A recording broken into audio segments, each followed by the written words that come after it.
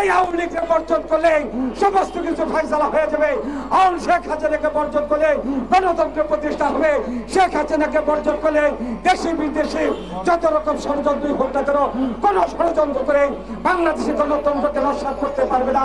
বাংলাদেশ ঐক্যবদ্ধ, যে কোনো প্রয়োগ হোক, আওয়ামী লীগ যত ষড়যন্ত্র করা হোক, শেখ হাসিনা যত ষড়যন্ত্র করুক, আমরা বাংলাদেশকে রক্ষা করব নিরপেক্ষ সরকারের অধীনে। এই শেখ হাসিনা থাকতে নিরপেক্ষ সরকার হবে না। আজকে শেখ হাসিনার বিরুদ্ধে দুর্বার আন্দোলন করে তারেক রহমানের নেতৃত্বে গত 7 তারিখের নির্বাচনে বাংলাদেশের মানুষ ভোট বর্জন করে এই স্বৈরাচারী সরকারকে প্রত্যাখ্যান করেছেন। আগামী দিন আন্দোলন সংগ্রাম করে জনগণের পক্ষ থেকে নিরপেক্ষ তত্ত্বাবধায়ক সরকার থেকে আমরা নির্বাচন করব। ভারতীয় বর্জন,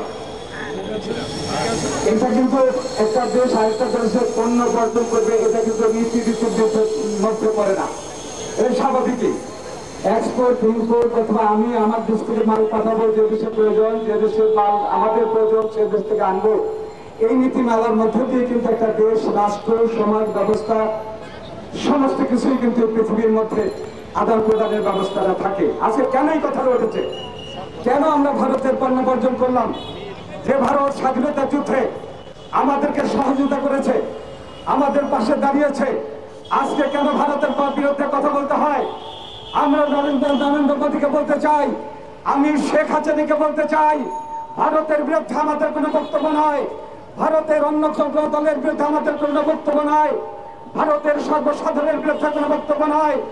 বক্তব্য উঠেছে যখনই নির্বাচন আসে, দেশে গণতন্ত্রের প্রশ্ন আসে, দেশে গণতন্ত্রের মধ্য দিয়ে যখন আমরা একটা স্বাধীন সার্বভৌমতার মধ্য দিয়ে রাষ্ট্র ব্যবস্থা কায়েম করে একটা নিরপেক্ষ সরকার গঠন করতে চাই, তখনই আমরা দেখি এখানে ভারতের একটি দল, সাম্প্রদায়িক দল, ভারতের সাম্প্রদায়িক দল বিজেপি বিভিন্নভাবে বাংলাদেশের সরকারের সাথে আপোষ করে বাংলাদেশের গণতন্ত্রকে হত্যা করছেন।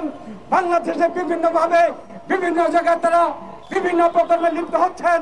আজকে বর্ডারগুলোর অবস্থা কি? যে ভারত আমাদের স্বাধীনতা যুদ্ধ অর্জন করেছেন, বর্ডারেও কিন্তু কত নীতিমালা থাকে। আমাদের সেই বর্ডারগুলোতে দেখি যা আমাদের কেউ যদি বর্ডারের পাশে চলাচল অথবা হাঁটাফেরা করে সেখানেও গুলি করে হত্যা করা হয়, সেখানে কোনো সহিংসতা নাই। আমরা যদি মোদীর বন্ধু হতাম তাহলে সেখানে হত্যা করার কথা ছিল না, হয়তোবা গ্রেপ্তার করে সেখানে নেওয়া হতো, গ্রেপ্তারের মধ্য দিয়ে হয়তোবা আমাদের সাধারণ একটা হতো। কিন্তু সমস্ত কিছুর মূলেই একটি গভীর ষড়যন্ত্র। আমরা বলতে চাই, আমরা স্বাধীনতা যুদ্ধে 30 লক্ষ বিরুদ্ধে মধ্য দিয়ে স্বাধীনতা অর্জন করেছি। আমরা ভারতের ভূখণ্ড হওয়ার জন্য নয়, আমরা দিল্লিকে ছেড়েছি, দিল্লির কাছে আমরা মাথা নত করার জন্য নয়, আমরা ঐক্যবদ্ধ হয়েছি। বাংলাদেশ ঐক্যবদ্ধ, যে কোনো প্রয়োগ হোক, আওয়ামী লীগ যত ষড়যন্ত্র করা হোক, শেখ হাসিনা যত ষড়যন্ত্র করুক, আমরা বাংলাদেশকে রক্ষা করব। এই বাংলাদেশকে রক্ষা করার জন্য জিয়াউর রহমানের স্বাধীনতার ঘোষণা দিয়েছিলেন। জিয়াউর রহমানের স্বাধীনতার ঘোষণা দিয়ে বাংলাদেশ স্বাধীন হয়েছিল। জিয়াউর রহমানের একদলীয় শাসন ব্যবস্থার বিরুদ্ধে বহুদলীয় শাসন ব্যবস্থা কায়েমের জন্য গণতন্ত্র প্রতিষ্ঠা হয়েছিল। আজকে আমাদের ঐক্যবদ্ধ হতে হবে।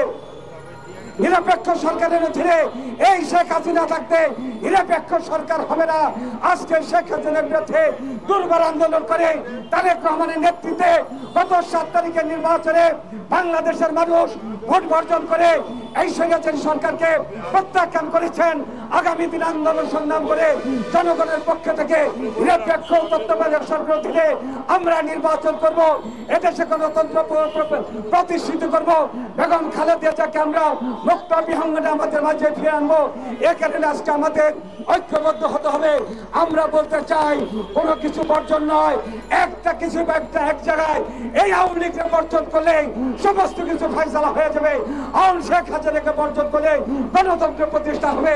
শেখ হাসিনাকে বর্জন করলে দেশি বিদেশি যত রকম ষড়যন্ত্রই হোক না কেন, কোন ষড়যন্ত্র করে বাংলাদেশে গণতন্ত্রকে নস্যাৎ করতে পারবে না। আপনাদের সবাইকে ধন্যবাদ। একটু অনুমতি নিয়ে সবরে দিয়ে দিয়ে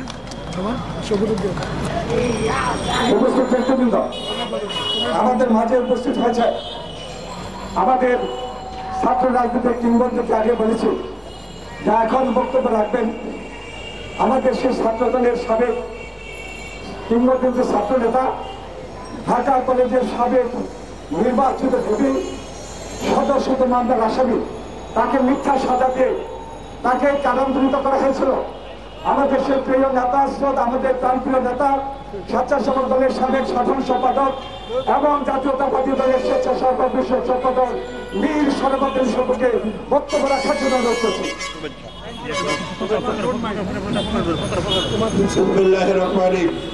আসলে বক্তব্য দেওয়ার কোনো রকম সুযোগ নাই, কারণ আমাদের সালাম ভাই বক্তব্য দিয়েছে, উনি ওনার প্রোটোকল ভেঙে আমাকে দেওয়া হয়েছে। ফারুক ভাই টিভি আর প্রচণ্ড গরম, আমার কোর্ট ছিল, সেই জন্য আমার আসতে একটু বিলম্ব হওয়ার জন্য মানসিক ভাই দুঃখিত। সংগ্রামী নেতৃবৃন্দ, আজকে নবীন দল আয়োজিত আজকের এই ভারতের পণ্য বর্জনের জন্য যে আমাদের কর্মসূচি, আমাদের এই প্রতিবাদ সমাবেশ, এই সমাবেশের সম্মানিত সভাপতি হুমায়ুন তালুকদার উপস্থিত আছেন, আমাদের চেয়ারপারসনের উপদেষ্টা কমিটির সদস্য, বিরোধী দলীয় সাবেক চিফ হুইপ